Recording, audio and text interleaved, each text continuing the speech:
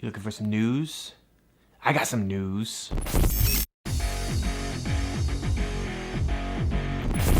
Hello, ladies and gentlemen, and everybody else watching. This is Dave LeClair with Make Use of Tech Bytes, and we are here to take you through the biggest tech stories from the last couple days. It's Monday, so you know we gotta take a look back down memory lane and see what happened over the weekend. So without further ado, let's sit back, let's relax, let's hop in, and let's look at the tech stories from the last couple days on the count of 3, 2, 1, go. Not one to be left behind and out in the cold, Apple is apparently working on a foldable phone. Now there might be some prototypes out there even, so there may be some people who actually managed to sneak their hands onto one of these foldables. Obviously Samsung is a leader in the foldable space, LG is working on its rollable phone, there's other phones from other companies out there that bring that foldable flair, but it's really Samsung is the one that's at the forefront, at least in terms of popularity. But if Apple jumps into it, that could really take the foldable phones from here and bring them up to here, because as we know, Apple fans are willing to buy pretty much anything that Apple does, and we imagine that foldable phones will be no exception. Apparently one of the prototypes that Apple's working on would actually unfold and only make a 6.7-inch display, which is about the same size as the current iPhones. The obvious benefit here is that when it's in its closed state, the phone would be quite a bit smaller than a 6.7-inch screen that's open already.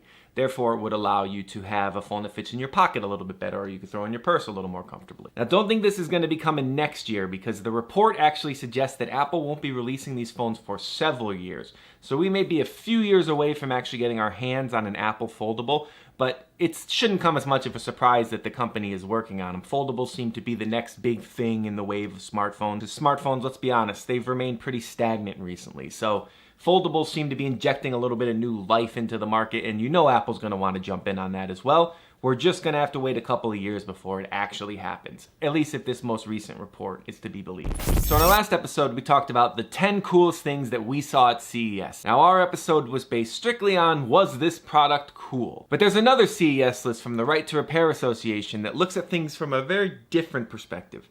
And instead it is the worst items from CES 2021, but not based on whether or not they're cool or useful, but whether or not they are sustainable. The list goes over the least repairable and the least environmentally friendly devices shown off at CES 2021, and it is quite an interesting list to see which product really didn't care about the environment and were just there to look cool. So the Right to Repair, they break it down into several different categories that kind of give you an idea of what they liked and what they didn't like. They have repairability, privacy, security, environmental impact, the Community Choice Award, and the overall Worst in Show Award. And each of these takes a look at the different products and it analyzes them based on their key parameters. Now, I'll drop a link in the description that kind of breaks down exactly how they choose what's going to fall where and what's going to win what award.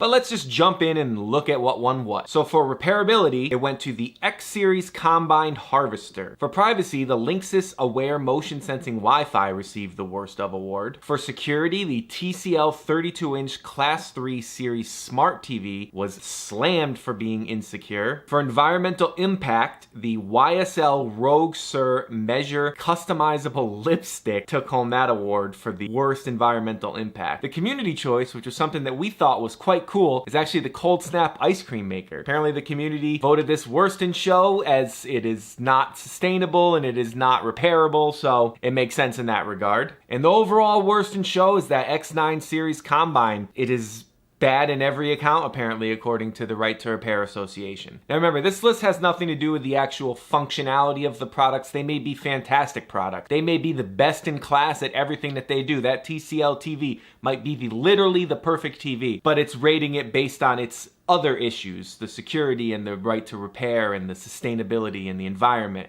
So don't think these are bad products, but if you care about the future and the environment, they may be products that you want to think about avoiding. Our next story is one that seems a little backwards. Rather than being sued for removing an app from the App Store, Apple is being sued for not removing Telegram from the App Store. The popular messaging app has been doing its thing and being allowed to continue on the App Store functioning as normal. And that leads to a problem, apparently, for the people who are in support of the app Parler, which was removed from the App Store. Basically, the Coalition for a Safer Web is taking issue with the fact that Apple did not give Telegram the same treatment that it gave Parler.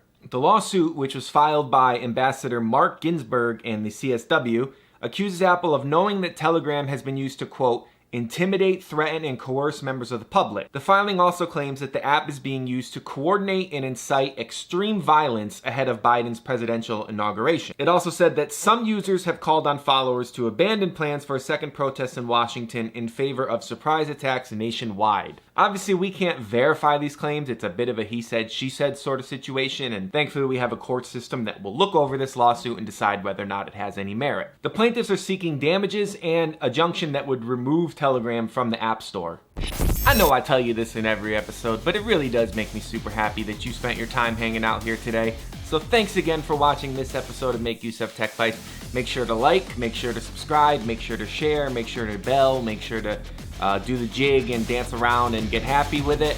And we will see you guys in the next episode.